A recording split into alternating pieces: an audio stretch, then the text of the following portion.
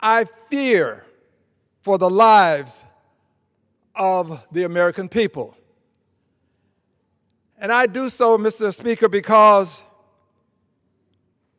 if the President of the United States and his underlings and his persons who are in charge of very powerful agencies within the federal government, if they can convince this country or some significant portion of the people in this country that Miss Renee Good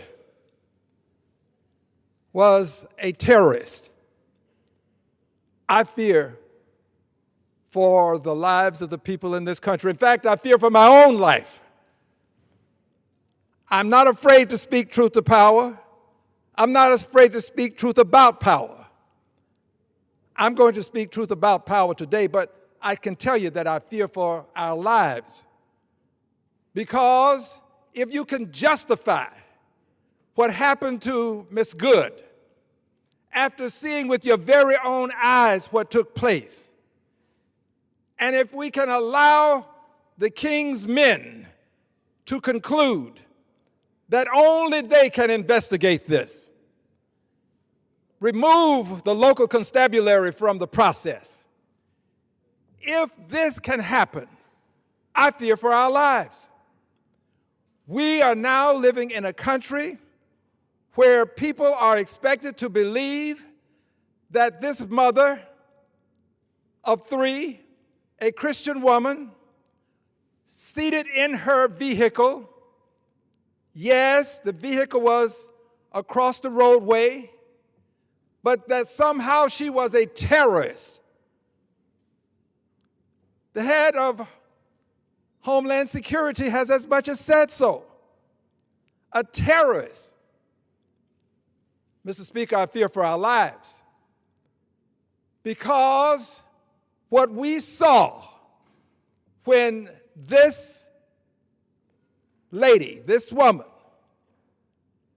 was accosted, and I say accosted because men who had on masks in police regalia, I suppose, approached her rather aggressively, it seems to me, and one of them in approaching said, "Get the F out of the car." I'm not using the profanity, but that's what was said. You can see it for yourselves and you can hear it for yourselves. That is what was said. Get the F out of the car. When men can approach a female in a car and say this to her and expect her to immediately respond in a positive manner, and if she does not and attempts to drive away, if they can take her life, I fear for our lives. Do not assume that it can only happen to her. They aggressively approached her. Cars were going around her in various ways. But when she made her move to extricate herself, to move along, to move her car, officers started to shoot. She was shot. One officer shot through the side window as she was moving away. Now, you don't have to know this lady. I don't know her. I don't know who she was, other than what I have seen and what I have read.